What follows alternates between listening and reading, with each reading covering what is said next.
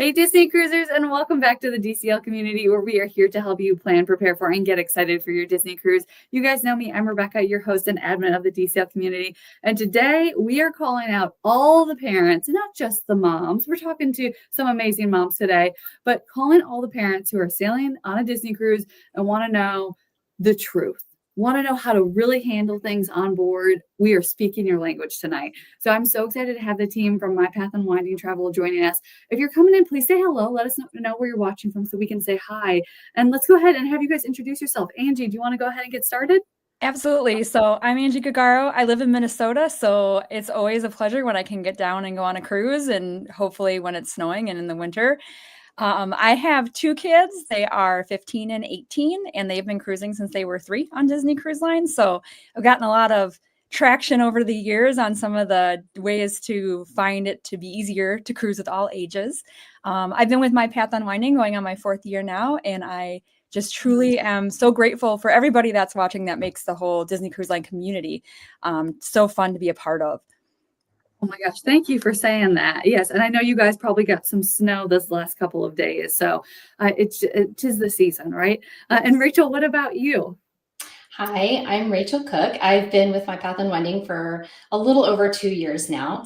Platinum Disney cruiser, and I have 2 teenage boys. They are 17 and 15, and they have also been cruising since they were very young. So we have a lot of different age experience with that, and they still really love it. So Love that. And Chelsea, what about you?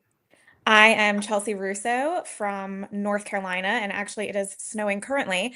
Surprisingly, Goodness gracious. it's crazy here. And I have been with My Path Unwinding Travel for I think almost 5 years now. And my boys are 6 and 4, and they have been sailing on Disney Cruise Line since the youngest was like 6 or 7 months.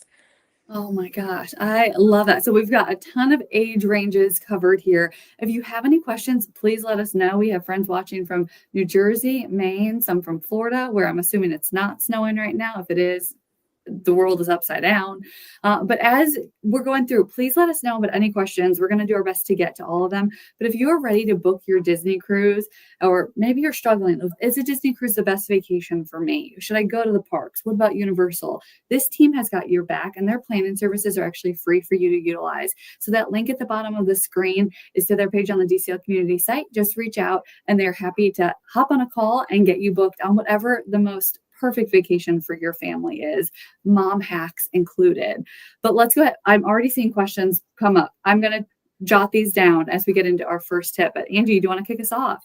Yeah, absolutely. So as I started to travel with my youngest kids, I started to learn some of the challenge that it is for having 4 people, 2 adults, 2 kids in a stateroom.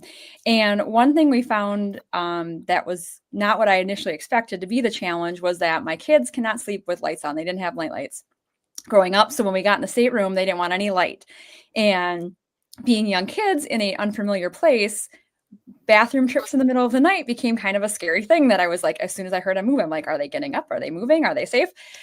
So one thing that I did over the years, and I sometimes even still do it to this day, just because now it's like one of those magical nostalgia things that our family does, is if you know those peel and stick stars that you used to put on your ceiling, like when you were young and they would glow in the dark, we started buying those and just laying them on the floor. Didn't stick them to anything, but we would lay them on a floor, the path from the bunk beds over to the bathroom so that there was something to guide them where they needed to go. And usually just pull them off Amazon, off of Target. I think at one point I still have some of them, but I even found Mickey Mouse shaped ones, which was then like a little extra special kind of magic at night. And it was a good touch without it being disruptive to everybody that was sleeping, but made sure that we could all find our way in the middle of the night if we needed to. It also, as they got older, became kind of nice because then we would go to bed early and the kids would stay out in the youth clubs. And so when they would come back into the room, they would open the door and follow the stars to their area without waking mom and dad up. So kind of was a dual purpose as they got older. It kind of morphed into something different. Yes. Oh, that's so smart. Because I don't think people realize how dark it gets in the middle of the ocean at night, and especially those blackout curtains. I wish I had them in my house. They're so sturdy, but especially if you're in an inside stateroom, and you're not seeing anything if the lights aren't on. So I love that tip. And somebody's asking, was it okay with 4 people in one of those rooms, worried that we're not going to have enough space?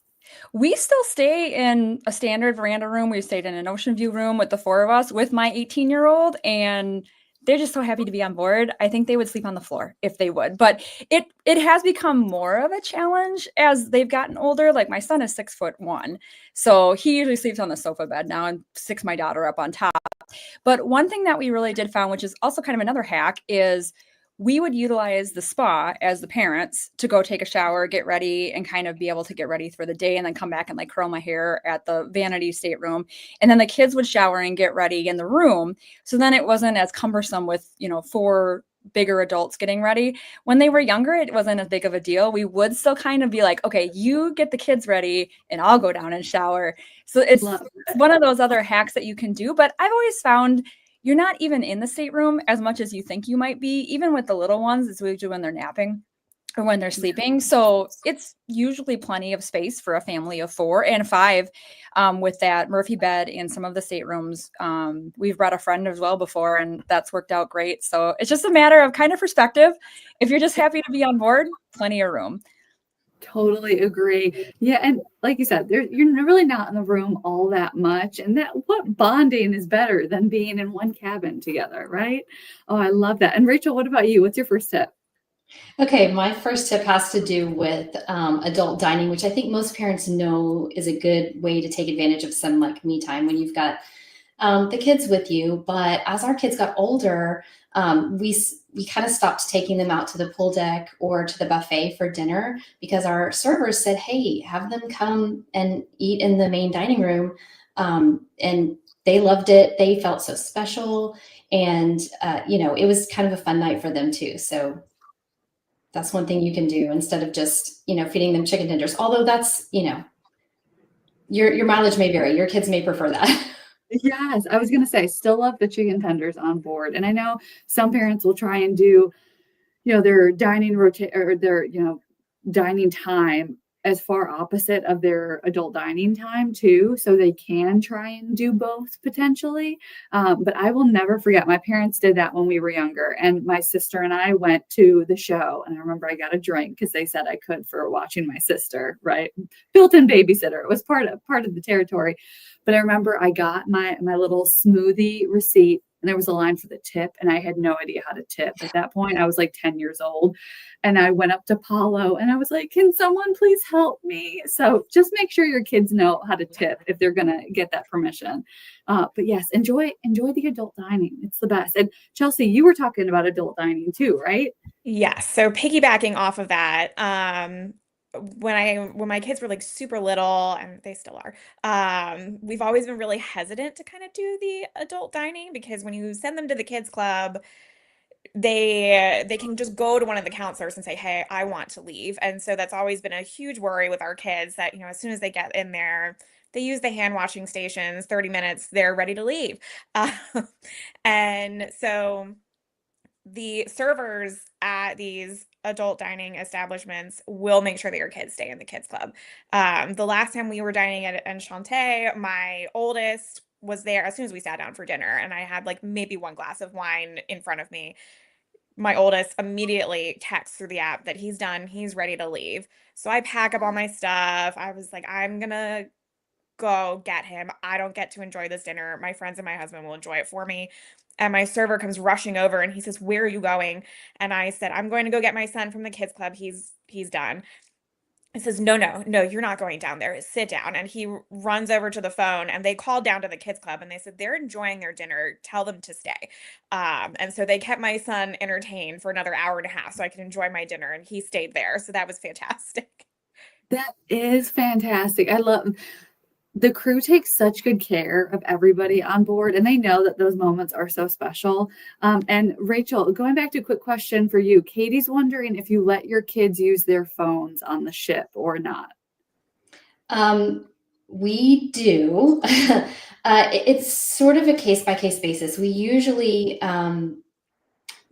don't, or we don't always get the Wi-Fi package for them. There was one time we had a distance learning thing we had to do, but mostly we don't. But we do let them take it and we do let them use it to a certain extent. We find that it's not that big of a deal for our kids. They don't have their noses in it the whole time. They really love being on cruises and they find tons of other things to do.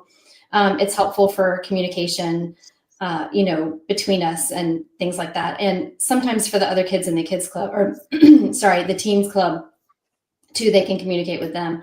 But yes, so we do, but I guess you kind of have to know your own kids and see if that's something you want to do or not.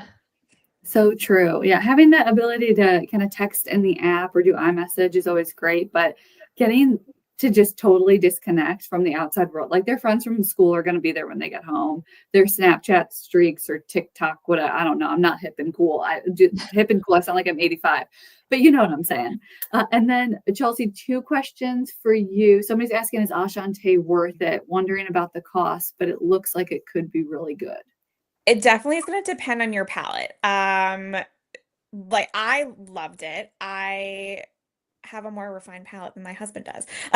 My husband's very much like a meat and potatoes kind of eater. And so he found it to be a little bit much for him personally, just because he prefers more simple foods, which isn't a bad thing. That just means he's more suited to the pool deck. Yes. But I mean, the food was really good. The service was amazing. I loved it. I would go back, perhaps without my husband. It's fine. He doesn't need it. He'll enjoy the food on the pool deck, and that's perfectly fine. And then I'm sure you guys can all answer this with your all your experience across your clients, but where was it? Anna's asking about what time would you recommend for the nursery, trying to figure out if it's best to book it during nap time or during another point of the day. Any tips? I would probably book it when they're awake. I mean, I feel like nap time, we usually would do back in the room, unless your kid is like if you're going to daycare, if they're used to napping outside of the home, away from you, then I would say that's probably fine to go during nap time. But if your kid is only used to like you putting them to bed, I wouldn't risk nap time in that situation, because you could also completely miss the nap opportunity, and that time is precious. So. Sacred. Yeah. Right. Oh man. Okay. Good to know. And then Angie, what's up next on your list of mom hacks? So the other one I had kind of stemmed from a situation we had on board where we slightly misplaced our son for a while. This was right after he turned 8 and could check himself out of the Oceaneer Club and Lab. And so we decided, at that point he didn't have a phone, and we decided, how are we going to handle this in the future? Because he loves the independence, was doing great, except for it got late at night. My husband was on the patio with my daughter sleeping. He came into the room, thought no one was there, used the rest of the night to go find me, who was in the dark theater and had no idea he was looking for me. So we started kind of 2 different processes that we've used over the years for kids that can check themselves out of the kids club, but then also for teenagers if they don't want to lug their phone around, or if they're like me who hates carrying my phone around and you got to find a way to find me on your own. Otherwise, good luck. It's hide and seek on DLC. So what we did is we've got a magnetic whiteboard to put on the back side of the door, and we just leave notes on where we're going to be. The other thing that we have done before we did the whiteboard was we participated in fish extenders. So we had the nice little thing outside our door. Everybody had their own pocket. So what I did was take small pictures of the pool, the movie theater. I think I had like a little ocean symbol for the Oceaneer Club. I had dining room, pool, all these things. And I had stuck them onto little paper clips, and we would put them in the pocket of our fish extender. And so when we were going somewhere, if we were going to different places, we would throw on the fish extender, we would just put our little paper clip on there, and then no one would really know. I mean, people probably figured it out, but we would then be able to just walk by our room. Okay, Tony is in the theater. I'm going to go check out and make sure I check in with him, see what he's up to. So it was just a way for us to communicate when not everybody had a cell phone and we couldn't do the Disney Cruise Line app and be able to use the online chat for that. And then also they use it now for mom because mom won't carry her phone around on the ship. Oh, I love that so much. And it's almost taking me back. I don't know if you guys remember the wave phone days on board where Yes. there's like the brick phone. Oh my gosh. And God forbid one of those ended up in your suitcase and you found it when you got home. That charge was not fun. Ask my parents if they know. But it's just what a souvenir, right? But yes, having a way to communicate when you're on board, because I really do think people are so used to being connected all the time, especially with work from home these days. You're used to being plugged in, but that peace and serenity that you get when you turn your phone on airplane mode and can just set it down, it's the best. It's just the best. And let's see, Michelle is asking if you have any tips for packing for the family, wondering if less is more and do you do laundry or do you come prepared for everything? I'm an overpacker. So I definitely pack for everything, and I try to use packing cubes. Has been a lifesaver for me, because then I can separate out everybody's clothes and it kind of keeps everything tight in the suitcase so I can jam as much in there as I possibly can. And I do, on longer cruises, do laundry. So I have a laundry basket that pops up. It's about 2.5 feet tall, but it folds down into like a notebook. So super easy to put in your luggage. And then I use that for laundry. We all throw stuff in there when it gets full.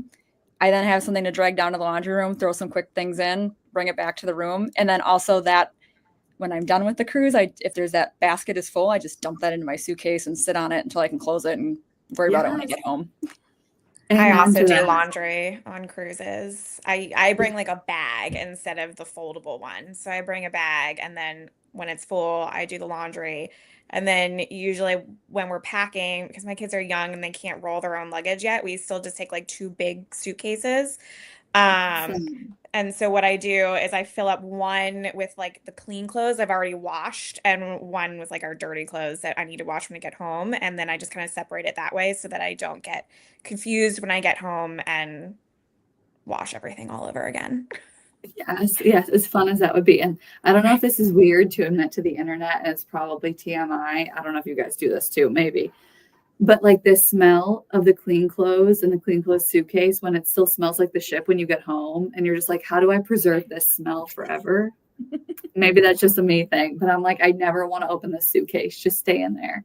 Like Stay a in there Parks and smell candle. like, that's what I need. That's what I need. Oh my goodness. And then Sammy is asking, do your older kids really still love the Disney cruises? I have a 14 and 16-year-old, but worried that they wouldn't have as much fun as if we took them when they were little. I loved it, but your kids still have a great time, even though they're older?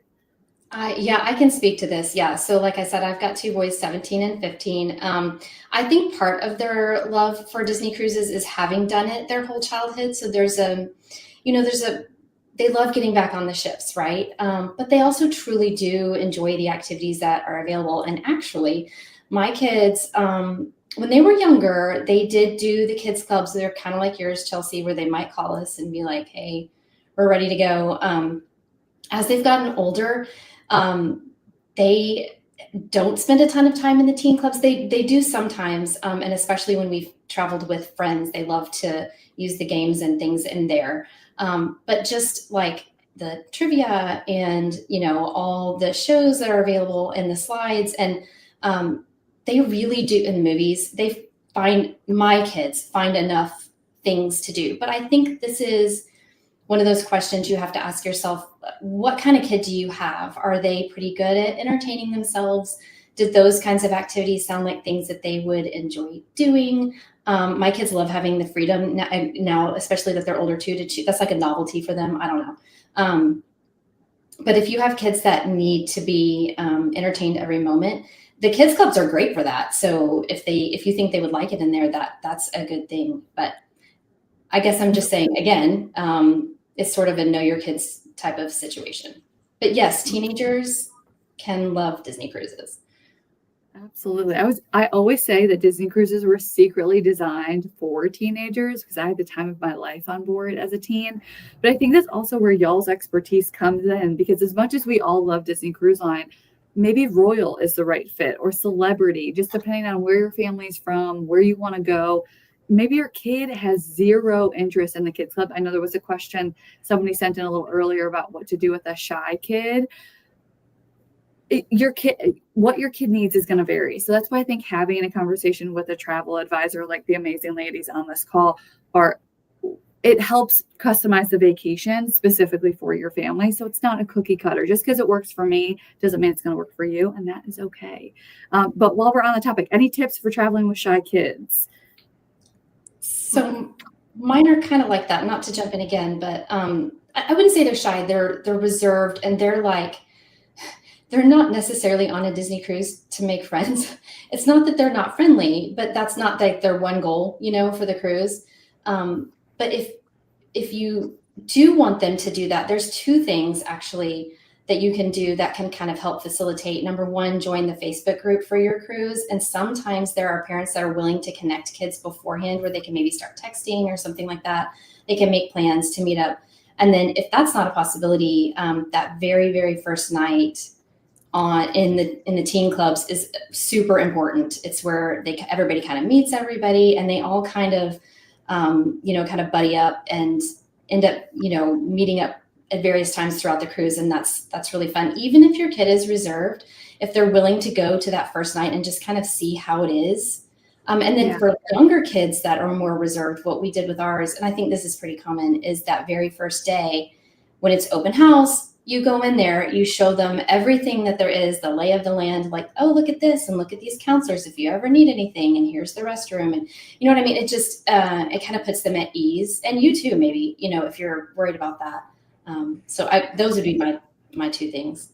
Yeah, my youngest tends to be more on the shy, reserved side for sure. But my oldest is very, very extroverted. So I think that helps because he will push his brother. So, mine are a little bit younger. So my youngest has to do like the guided activities in the kids club, and he was very nervous about it. He was very shy. He was more reserved. So his brother did choose to stay with him for a lot of those guided activities until he felt more comfortable kind of going in and doing it by himself. Awesome. Yeah, I know ever since the change in the kids club ages, was that a year, 2 years ago now? There have been very, very, very worried parents about my kids are separated. They're in different spaces. What was me? They're not going to have a good vacation. And my response is, they're not together in school all the time and they do great, or they're not on the same soccer team and they'll do great. But how do you guys kind of address that with your clients so that they know, one, that there is some flexibility, or two, it's okay if they're not together? Maybe a little bit nicer of a response and they'll be fine from me. And I think those open houses are great for that situation. If you've got one that's in the preteen club, and then you've got one that's going to be in, the Oceaneer lab, obviously they're in completely separate spaces. So definitely going in and familiarizing each child with those spaces. They can even go into the open house areas together, in each of those areas, and kind of spend some time in there together before they're like thrown into it. If you don't go to those open houses, if they don't meet the counselors, it may feel much more overwhelming. And like I mentioned, for the youngers, the 4 and 5, they're required to be with a counselor and do more guided things. But that did not mean that his brother, who was also in the same club, couldn't stay with him. He was absolutely allowed to join him in those activities. He just couldn't remove his brother from those activities because he had to stay with the counselor. And all in all, it didn't bother either of them. My oldest made a friend and ran off real quick. So love that. Yeah, those kids clubs are fantastic. And I know I've heard people say, watch the YouTube videos. There's tours that people have done of all the ships. Sit down, watch the YouTube video with your kids, get them excited about the spaces. But I'm curious from a mom POV, what you guys think about this, because lately, especially with the app and the pre-booked activities, you get somebody who's like, I was so excited for the Royal Gathering and I got my daughter so excited and it's sold out. And now my daughter's heartbroken and I'm heartbroken and our cruise is ruined forever and ever. Amen. How do you guys go about setting expectations properly with your clients and with your kids for what is or isn't possible on board? Angie, do you want to maybe kick us off on this one? Yeah, absolutely. So I think the first thing is just understanding what is their priority on the ship. So if it's something like the Royal Gathering is like their most important thing, I like to just be upfront with people. If this is their first time cruising, I will let them know your advanced booking window is after people. It does sell out often. You may not have the opportunity to do this, or you may have to wait to get on board the ship and see if there's an opening or kind of monitor the app throughout the cruise.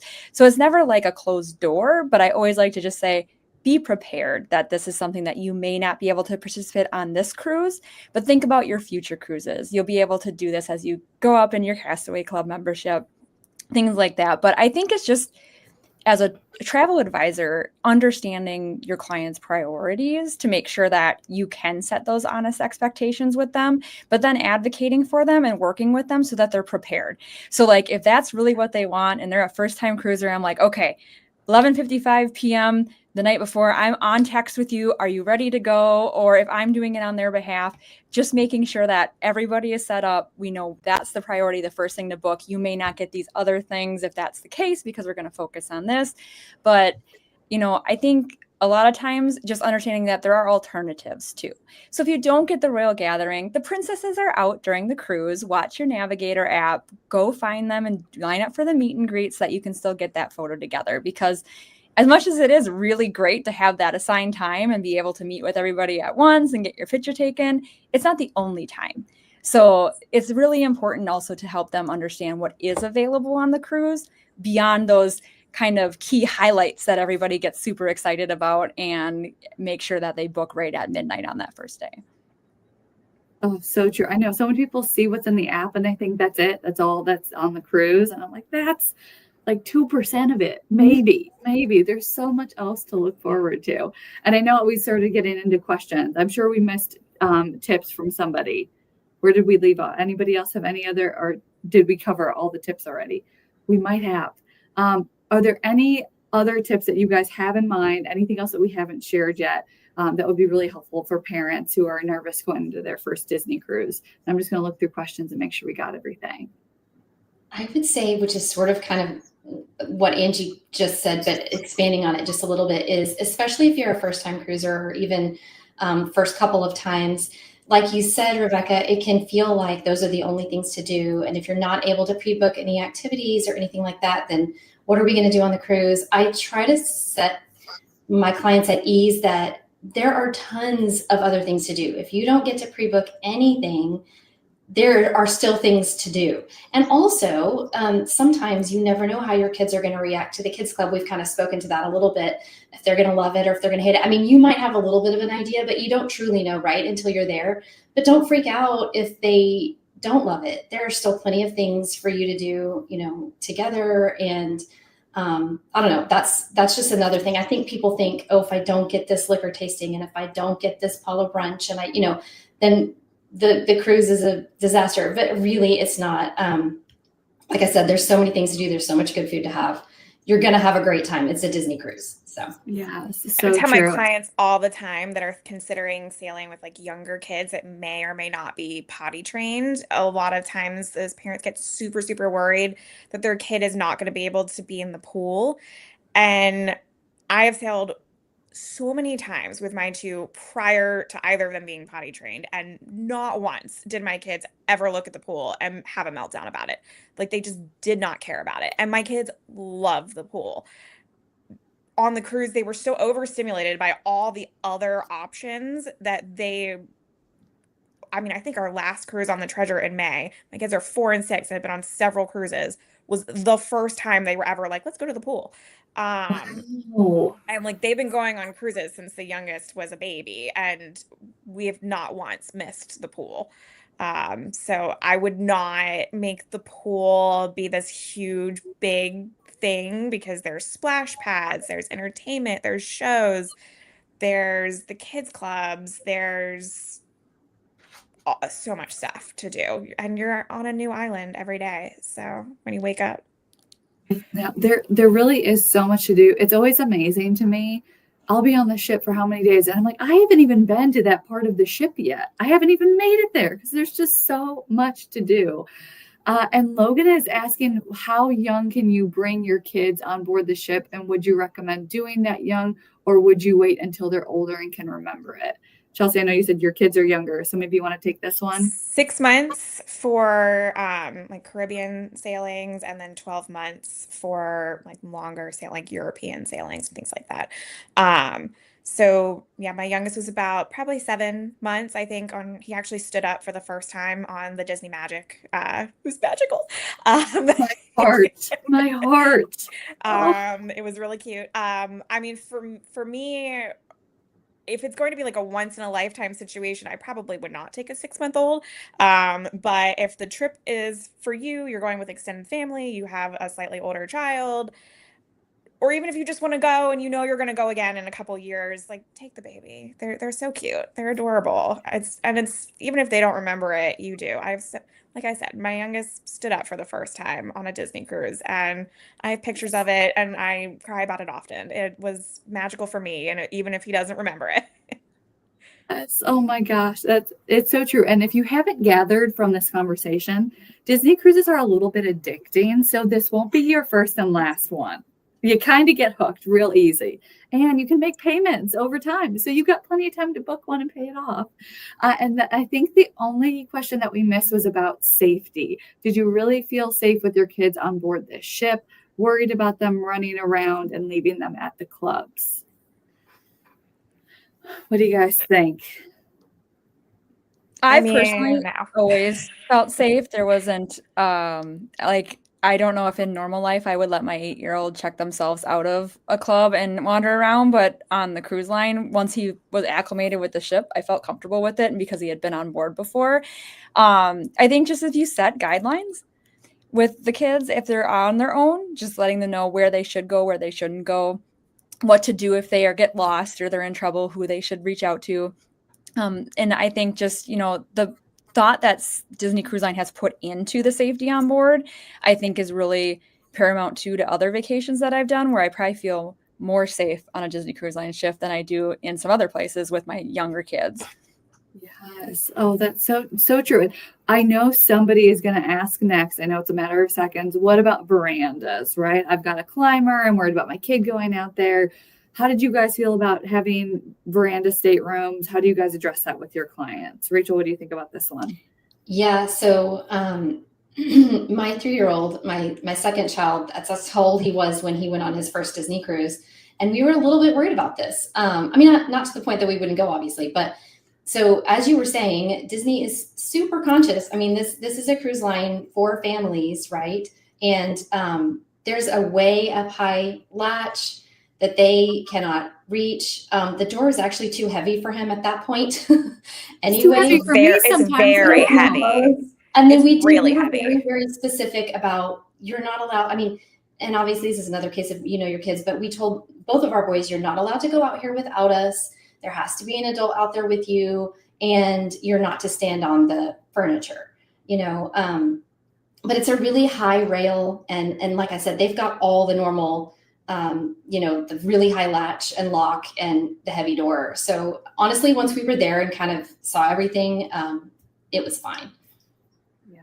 And I was going to say, if that's really, really a concern, there are some amazing staterooms on board that don't have verandas, including some suites now with like the floor to ceiling windows that just look impeccable. I would love to stay in one of those. So that way you still get the outside view. And I know like Royal, I think now has like those inside verandas where like the window opens up somehow. So there are definitely options out there. And I knew somebody was going to ask this one. Jenny is asking which ship is best for kids. They're all the best, right? Right? Right. I feel like that's where you have the conversation. Like, please reach out to the team at My Path Unwinding Travel. They can help you choose, because the best ship, I don't know about you guys, there's where are you leaving from? When do you want to travel? What's your budget? How many days do you have off of work? There's so many factors that go into it. And they know this cruise line like the back of their hands. They can help guide you so that it's the perfect vacation for you and what's best for you. Because what's best for you, like I said earlier, might not be what's best for me, and that's okay. But But thank you guys so much for sharing all of these tips. I know that there are some parents that are breathing a little bit easier tonight, stressing a little bit less. So thank you guys so much again. And if you are ready to book your Disney cruise, your Disney World trip, your Universal trip, any cruise vacation, please reach out to the team at My Path Unwinding Travel. Like we said in the beginning, their planning services are free for you to utilize. And as you can tell, they know what they're talking about and they've got you covered so that you can focus on crazy concept here, enjoying your vacation and not stressing about it. You know, we've got you covered. But thank you guys all so much again for joining, and we will see all y'all on board real soon. Bye, guys. Bye. Bye.